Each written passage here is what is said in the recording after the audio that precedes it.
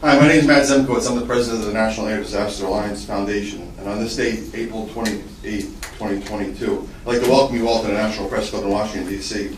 For an important program about international flight safety.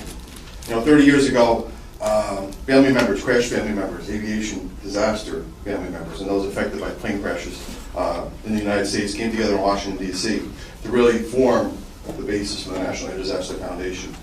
National Air Disaster Foundation has proved to be an effective conscience and a voice in the room to really institute change and promote our core values of aviation safety, security, survivability, and provide support for victims involved and whose lives have been forever affected by aviation tragedies. In 1985, President Bill Clinton signed an executive order with Vice President Al Gore helping our founding organization pass the Federal Aviation Disaster Family Assistance Act, which proved to be a spearhead for the way we handle crashes and handle victims and families today and investigate accidents in the United States. Currently, the National Air Disaster Alliance is highly recognized in Washington, D.C. and serves on many aviation committees such as the Aviation Security Advisory Committee, such as the FAA Aviation Advisory Committees, Aviation Rulemaking Committees, and other groups throughout the industry to really institute and go back to our core values of providing improved safety, security, and survivability for crashes. So, family members inherently become experts in their crashes. Family members are always family members, despite the political climate, despite the change in government, despite the change in the world as people's lives go on. And you get to know your crash, you get to know what happened. And today we're going to hear about 3 special crashes that affect us today. KAL 007, Malaysia Air 17, and the crash of Smolensk, Poland. Family members have proven to be an effective voice of reason and conscience in the room in promoting short-term, long-range solutions with government, industry, and the private sector for the highest levels of aviation safety and security so that others are not harmed. And that's why we're here today. Thank you.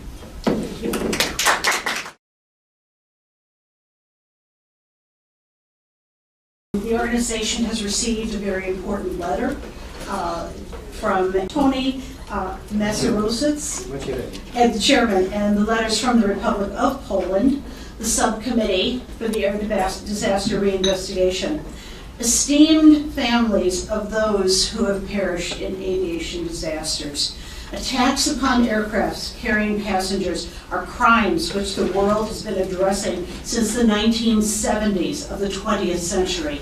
In most cases, they had the character of threats, attacks upon a specific people or countries that were to be intimidated by such an act. From today's perspective of imperialist aggression by the Russian Federation, the Smolensk crime of April 10, 2010 has a particular significance. The goal was the elimination of the President of the Republic of Poland, as well as the Polish military and political elite, in an effort to allow Russia to continue its energy and political domination among European countries. The aircraft was destroyed by thermobaric explosion, which first destroyed the left wing and then the center, killing the Polish delegation heading to commemorate the 70th anniversary of the Katyn genocide. The crime was accompanied by one of the largest disinformation campaigns aiming to blame on those who had been killed. The Russian side, in its propaganda and false MAK reports, blames the Polish pilots for the tragedy. They blamed the commander of the Air Force and President Lech Kaczynski himself. The terms of the Chicago Conventions were forced upon the investigation, giving Russia all the evidence and empowerment to investigate this catastrophe, notwithstanding that this was a military aircraft not subject to these stipulations. Evidence was destroyed, hidden, and falsified, including the sound and parameter recorders as well as parts of the aircraft, which bore traces of the explosion and the explosive materials. The most terrifying, however, was the Russian conduct with the corpses of the fallen, whose injuries and location at the site were likely indicative of the explosion. All these actions had one aim: hide the perpetrator's goal of the attack and deter uncovering the truth. A special role was played by the Russian Special Services, which from the very start, by its agents, controlled the preparation of the attack, directed the flight from headquarters in Moscow, destroyed the aircraft, falsified investigation, and importantly spread false media propaganda.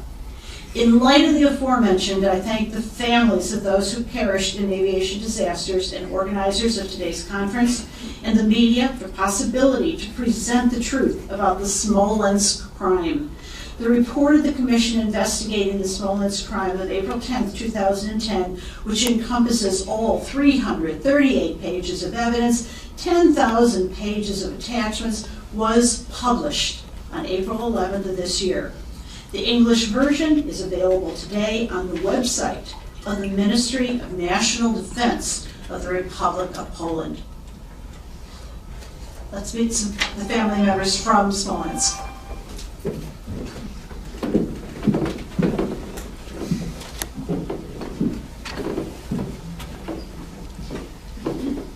Good afternoon.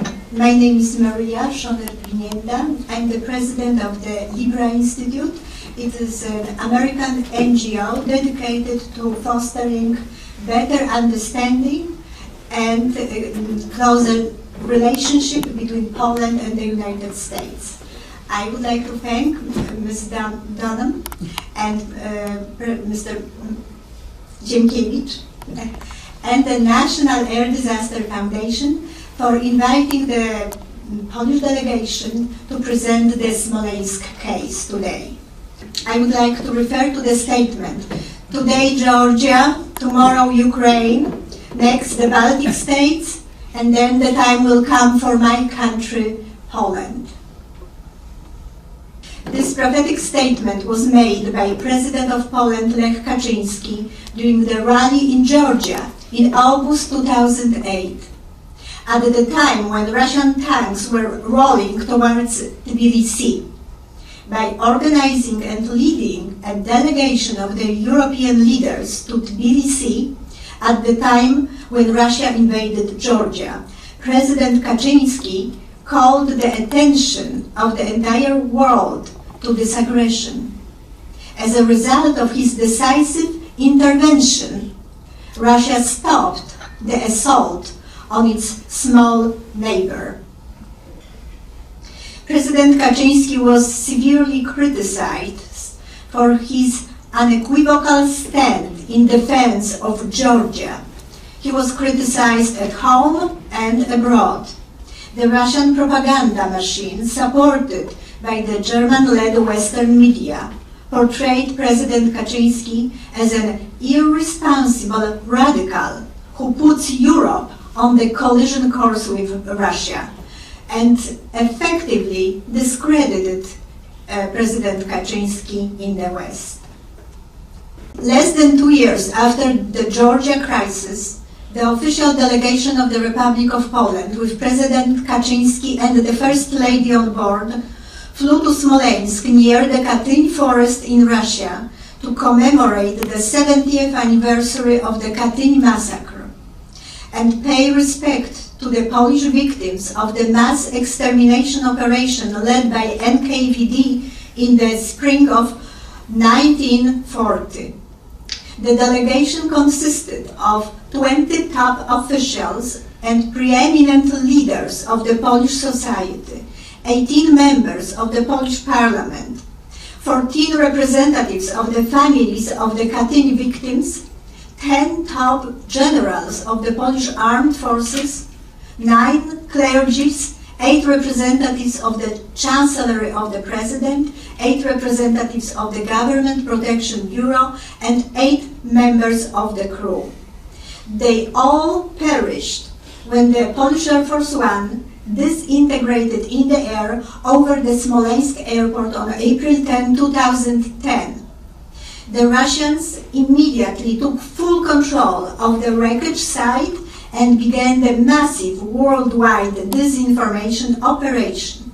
Within minutes, all Western media pushed the pilot error scenario as the only feasible reason for this disaster, confusing the public about the legal status of the Polish Air Force One, Russia forced Poland to conduct the investigation just under Annex 13 to the ICAO Convention. This move assured that the investigation was conducted outside of any framework of law and gave Russia a free hand in the entire investigation process. The body of President Lech Kaczynski and most of the victims were desecrated in Russia. All the evidence was tampered with, and key evidence was destroyed. Poland never received the wreckage of the plane and the black boxes. In January 2011, Russia announced that the Polish Air Force One went down in Smolensk due to pilot error. The Russian narrative was brutal. It stated that the incompetent pilot acted under the pressure of the drunk commander-in-chief of the Polish Air Force, who was in the cockpit at the time of the crash, forcing the pilots to land at any cost. This general, in turn, followed the order of the irresponsible President Kaczynski. The Russian conclusions not only blamed Poland for causing the Smolensk disaster, but also aimed at ridiculing and discrediting in the eyes of the international public opinion the office of the President of Poland, the function of the General of the Polish Army and the Polish pilot, the key symbolic prerogatives of the statehood of Poland. In Smolensk, Poland lost almost the entire central command of the Polish armed forces, including 3 top NATO generals. The Chief of Command of General Staff of the Polish Armed Forces, General Franciszek Gongor, was next in line to assume the command of NATO forces in Europe. The Russians not only killed the top command of the Polish Armed Forces, which were fully integrated into NATO by then, but also discredited them and desecrated the memory of the best Polish generals. The commander-in-chief of the Polish Air Force, General Andrzej Błasik, was the recipient of the Legion of Merit of the United States of America for exceptionally meritorious services as commander of Polish Air Force between 2007 and 2009. He was awarded this distinction by the U.S. Secretary of Air Force and the U.S. Secretary of Defense shortly before his tragic death in Smolensk. In 2015, the Law and Justice Party of late President Kaczynski won the majority in the Polish Parliament and set up the Polish Commission for Investigation of the Smolensk disaster. The Commission concluded that the Polish Air Force One disintegrated in the air due to explosions in the left wing and in the fuselage. Explosions were placed in the internal structure of the airplane. The access to these internal parts was possible during the overhaul performed at the Aviacorps plant in Samara, Russia, shortly before the Smolensk disaster. The Aviacorps plant was owned by the Russian oligarch Oleg Deripaska, a friend of Vladimir Putin. The Commission announced its final results on April 11, just over 2 weeks ago.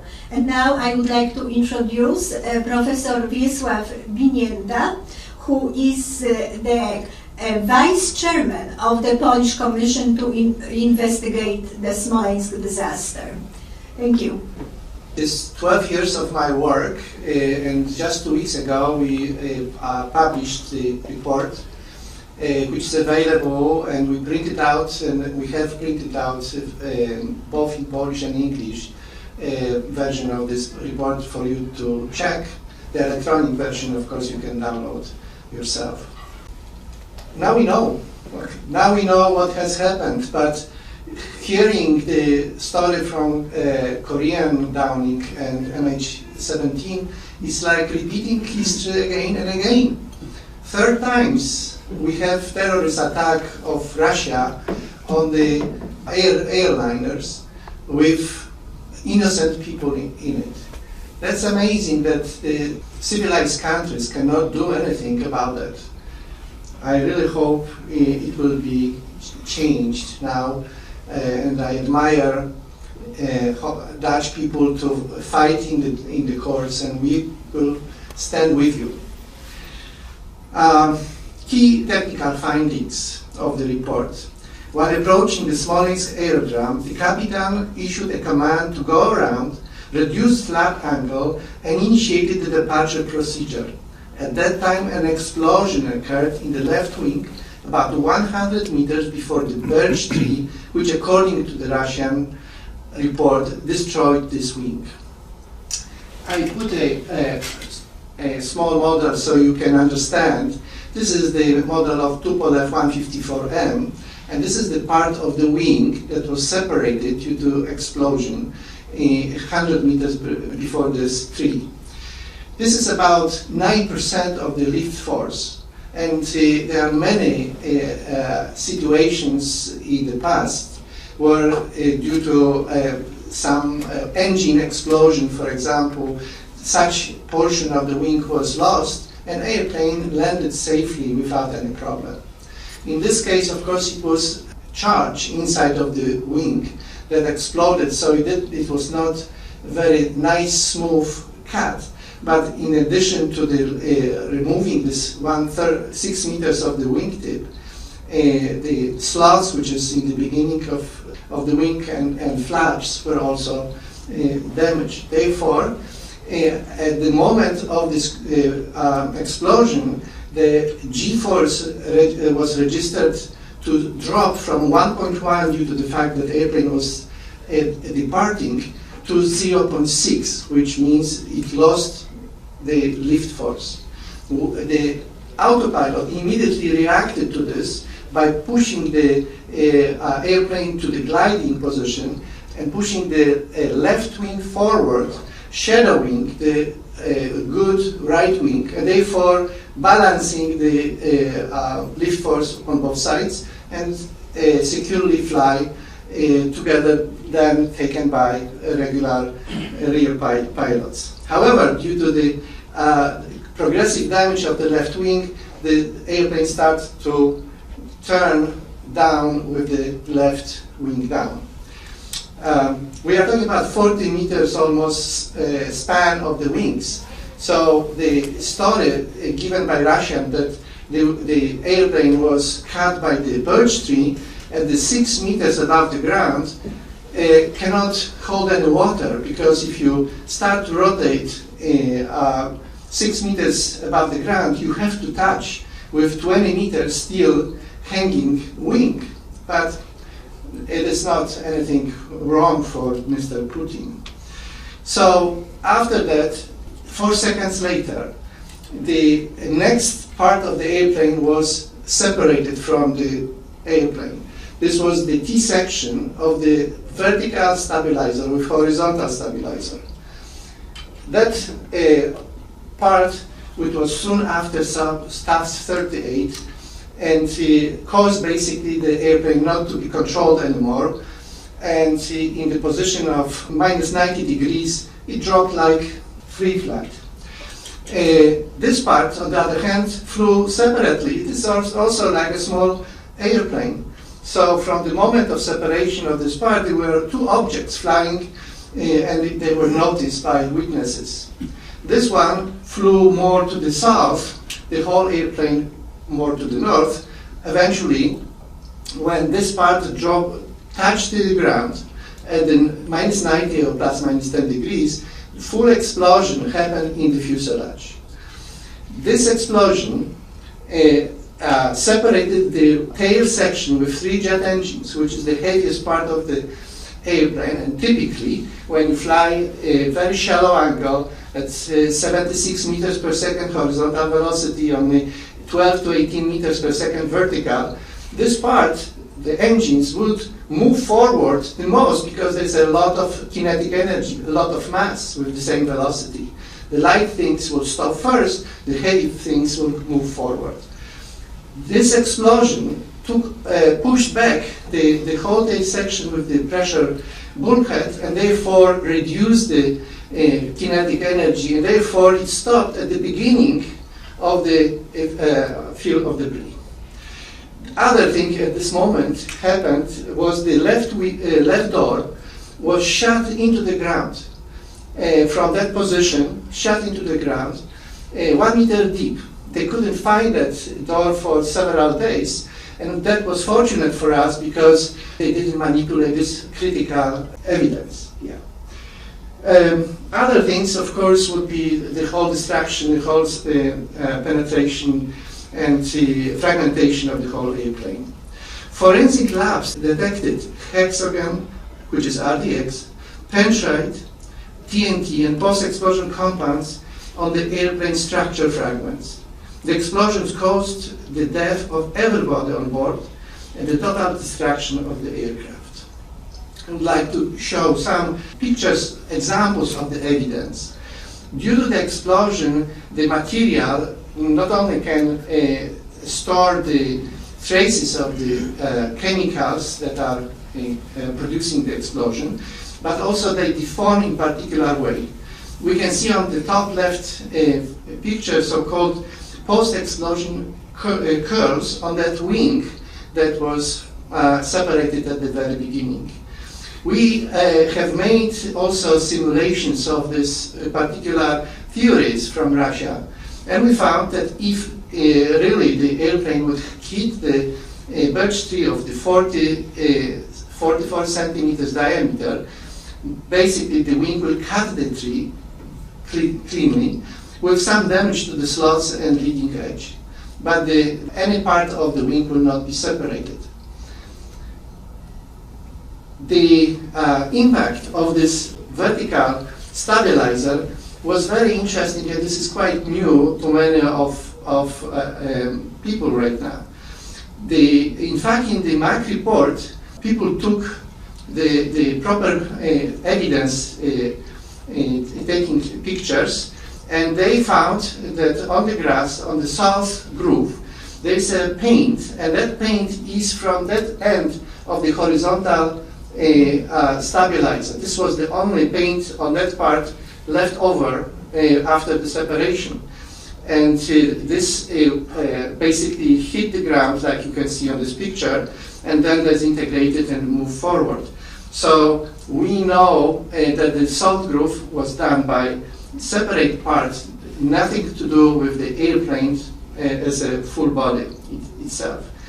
We found the traces of fragments left on the ground. You can see the path of flying of this part. It was quite random. It was rotating and flying like aerodynamic small airplane, but still falling down, and left dropping the fragments of that part on the floor, on the grass.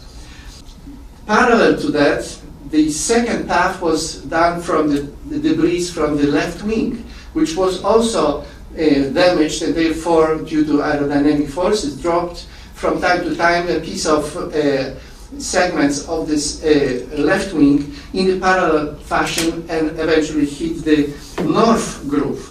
The first point of the north groove is the piece of the exposed metal sheeting cutting into the soil, as you can see, and of course sheared out very quickly. Based on that, we can identify the orientation of the airplane, which basically hit this way with the 90% minus 90 degrees orientation in terms of rotation about each axis and nose down.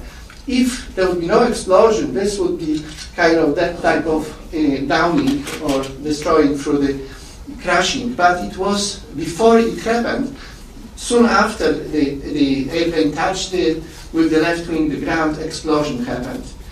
This is the epicenter of this explosion looking from the satellite picture. Within 1.5 kilometer, there was several dozen of witnesses who heard the sound like thunder. They couldn't see the airplane at that time, but they could hear the explosion.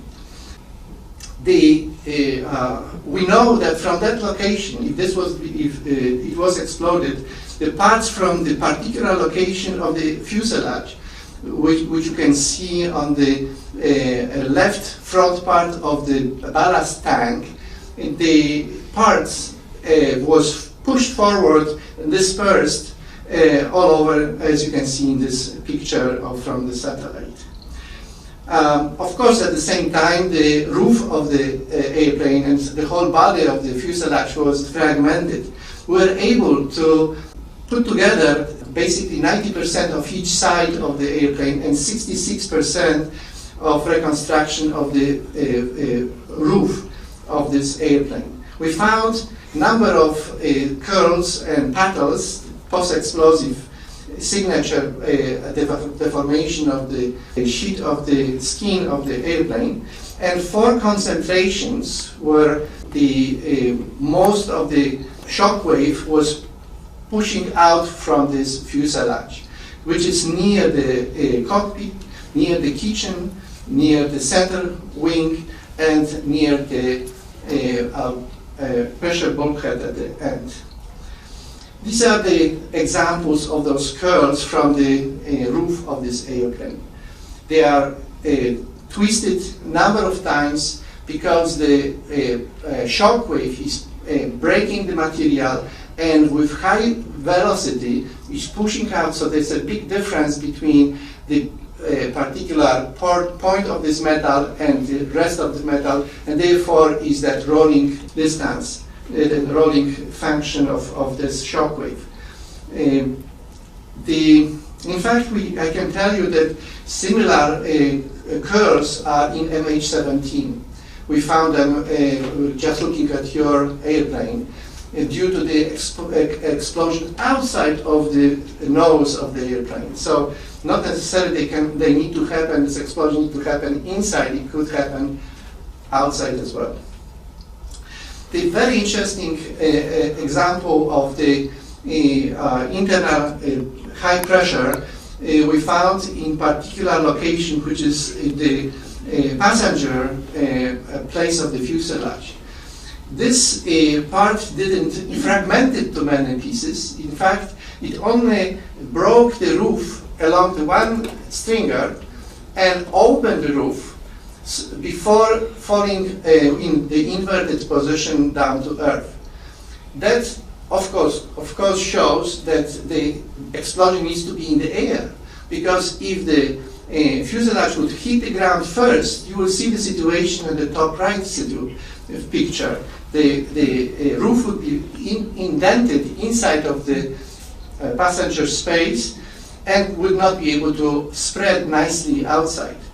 But it was spread nicely outside, and you could see on this yellow area, which we highlighted for you to easier recognize the spread of this roof for the left side of the roof, then port side, which is left part of the fuselage, then fuselage bottom, then starboard, which is right side of the fuselage, and right side of the roof.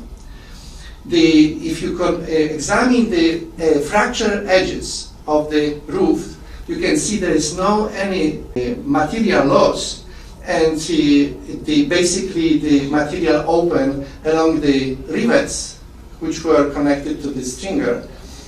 And this has happened typically due to hoop stress under the high pressure inside of the cylinder. So we could put it back, in fact, and fit together the whole fuselage, and there would be no damage. Okay, it would happen so beautifully. Well, the officers of Russia, they immediately realized the same way as we do, that this is the very strong evidence and visible from satellites. You don't need to go there to see this big item. So on the April 11th, which is one day after, they removed everybody from the field 4-5 p.m. and started to cut this roof from that particular part of the fuselage. In fact, those pictures were taken by journalists, Russian journalists, who published them in the newspaper next day, saying, look, our heroes are working so hard to recover most likely victims which are over there. Well, it was not recovery, this was cover up, his story. They cut a roof into many pieces and did not acknowledge this in the MAC report or any information that is officially published. Instead, we found a document produced by Russian prosecutor office that requested experts to examine this part of the fuselage. Well, the expert issued the statement in his document, as you can see, copy with stamps. The upper part of the fuselage has not survived the crash. Well, here it is. Now they have everything. They cut the roof, and then they have the official expert, and the official expert says there is no roof. So it means the roof was destroyed on the contact with the ground, which is completely lie. This is not the only lie from the Russian report. For example, this is a picture of the spar of the left wing, which is supposed to be cutting through the birch tree. So obviously, a birch tree is not invisible. If it goes through the spar, would have to break it, but the spar was not broken in the proper location. So what they did, they made a nice line and cut it according to this line, the red line, as you can see, to two pieces, so they can claim that the tree broke this spar during the approaching the ground. Well, we did a lot of effort to answer any question.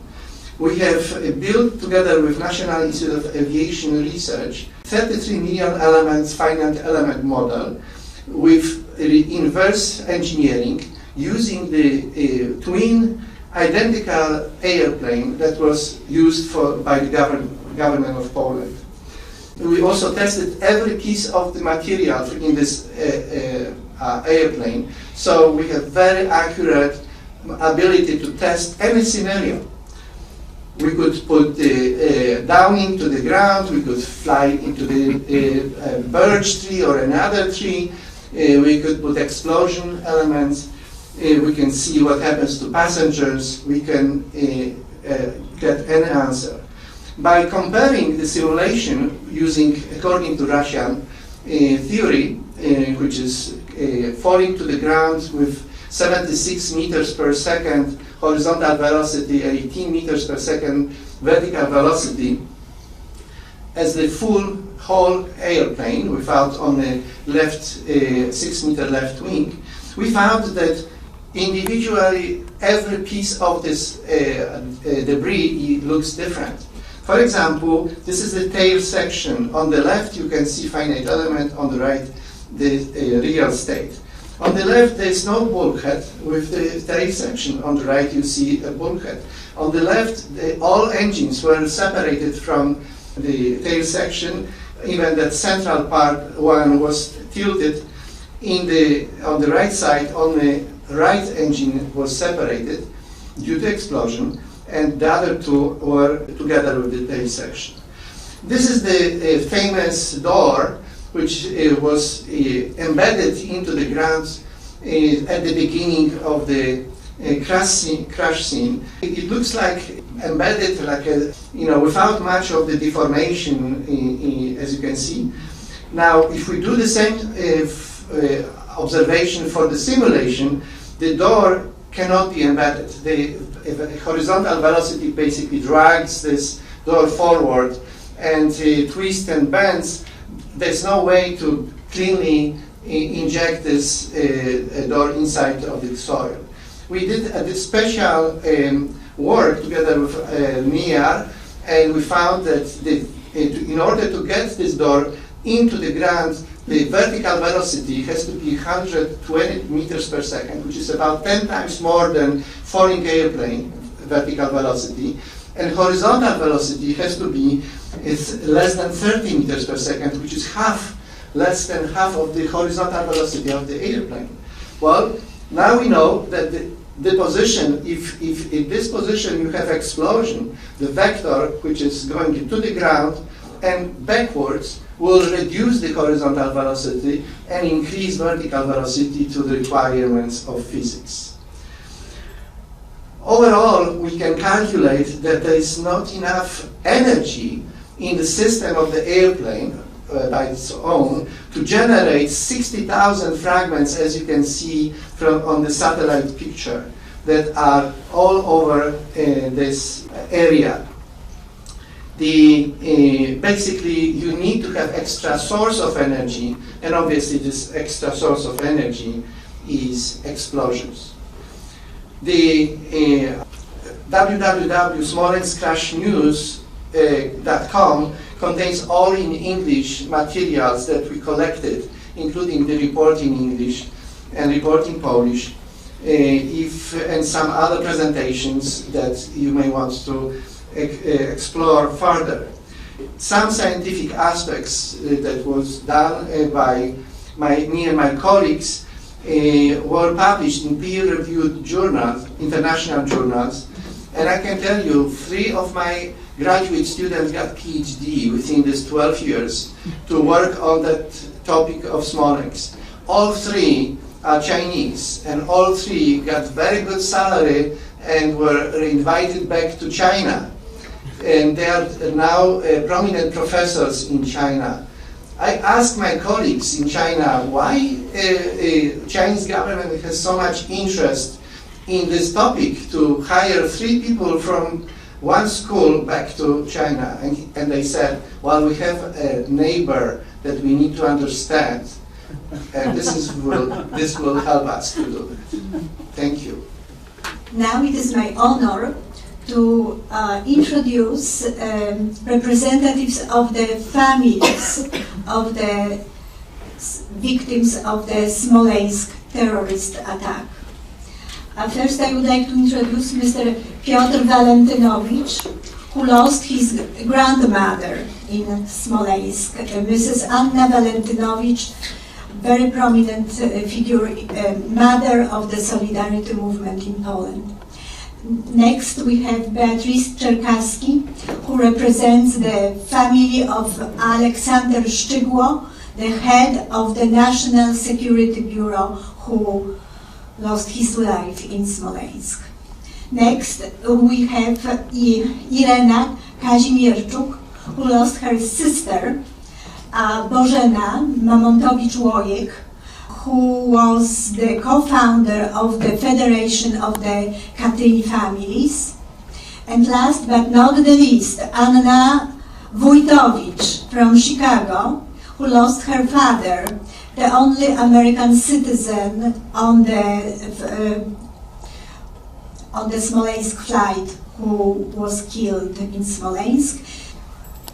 Mr. Wojciech Seweryn was traveling to Katyń to pay respect to his father, the Polish officer killed in Katyń. At this point, we will present the reading of the names of the victims of the Smolensk terrorist attack.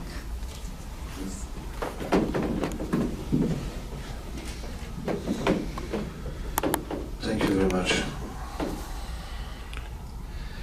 Top officials and preeminent leaders of Poland. President of Poland, Lech Kaczyński, and First Lady of Poland, Maria Kaczyńska. Ryszard Kaczorowski. Czesław Cywiński. Janusz Kurtyka. Dziadzio Stanisław Mikke. Andrzej Przewoźnik. Zbigniew Dębski. Janusz Krupski. Aleksander Szczygło. Dr Janusz Kochanowski. Joanna Agacka-Indecka. Sławomir Skrzypek, Tomasz Merta, Mariusz Kazana, Andrzej Kremer, Stanisław Komorowski, Piotr Nurowski, Janusz Zakrzeński, Anna Walentynowicz, mother of Solidarity Movement. She was my grandmother who's born in Ukraine.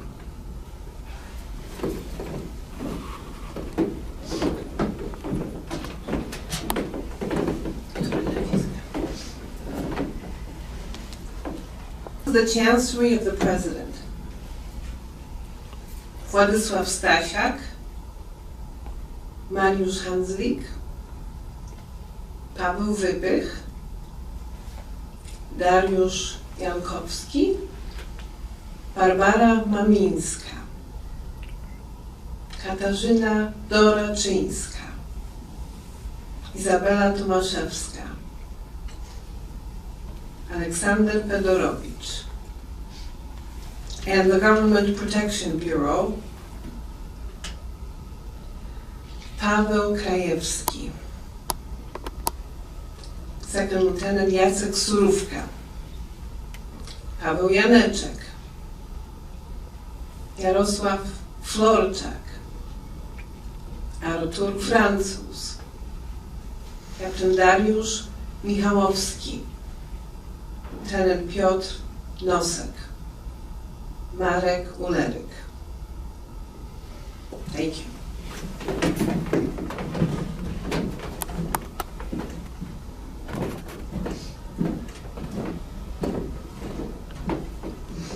Members of the Parliament of the Republic of Poland. Krystyna Bochenek, Janina Fetlińska, Stanisław Zając, Krzysztof Putra, Jerzy Szmajdziński, Leszek Deptuła, Grzegorz Dolniak, Izabela Jaruga-Nowacka, Grażyna Gęsicka, Przemysław Gosiewski, Sebastian Karpiniuk, Aleksandra Natalii Świat, Maciej Płażyński, Arkadiusz Rybicki, Jolanta Szymanek-Deresz, Zbigniew Wasserman, Wiesław Woda, Edward Wojtas,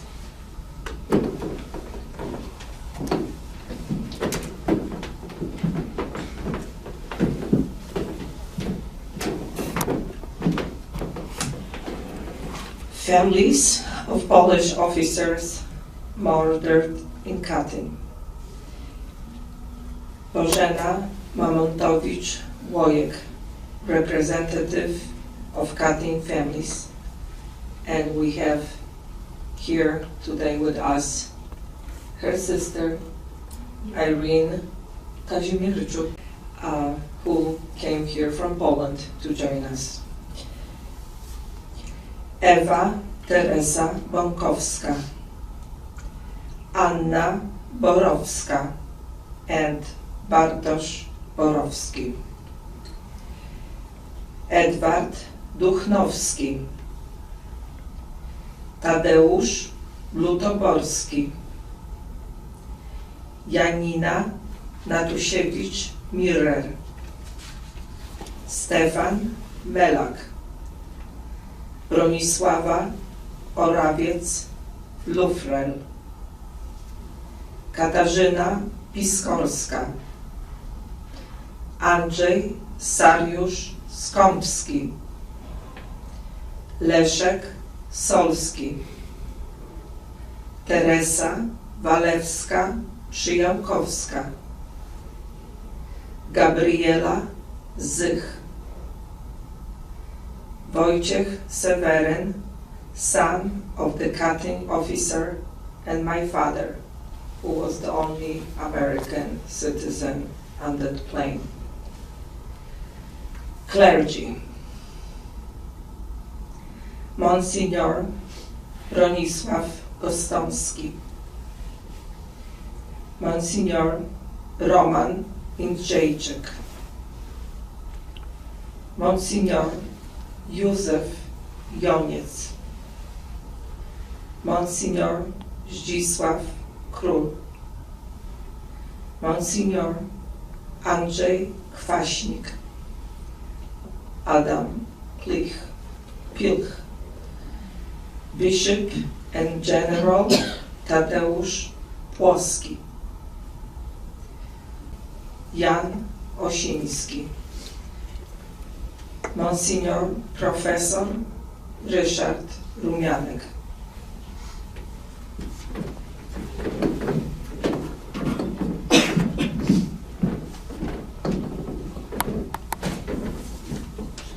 Representatives of the Polish Armed Forces. General Franciszek Gongor, General Andrzej Łasik, General Tadeusz Buk, General Andrzej Karweta,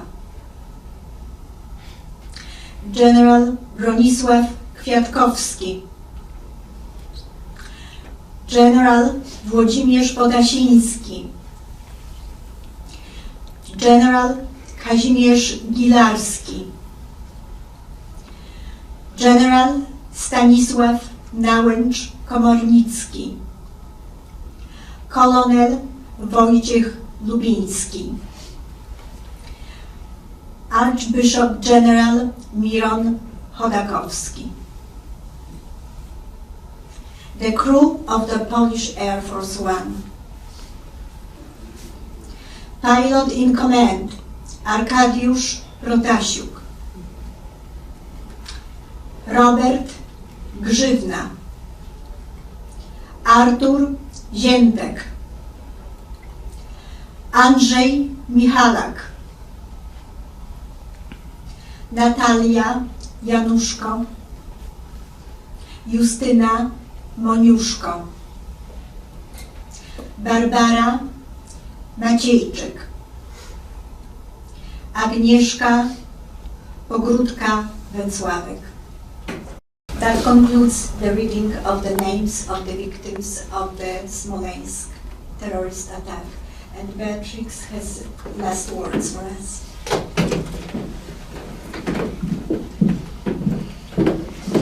So I would like to convey very heartfelt greetings to all of you, in particular to Madame Gail Dunham and the organization, from the families who very much wanted to be here but could not attend. Especially the mother and the family of the first officer that you just saw his picture, Arkadiusz Protasiuk, the commander of the flight, and the widows and families of the NATO generals who perished, and last but not least, the families, especially the mothers of the crew, of the stewardesses. Beautiful young ladies, as you saw. As we speak right now, thousands of families, Ukrainian mothers and children, are trapped at the Mariupol steel plant, besieged by the Russian forces. I just wanted to make an appeal that Western democracies must end their support for Putin. Thank you.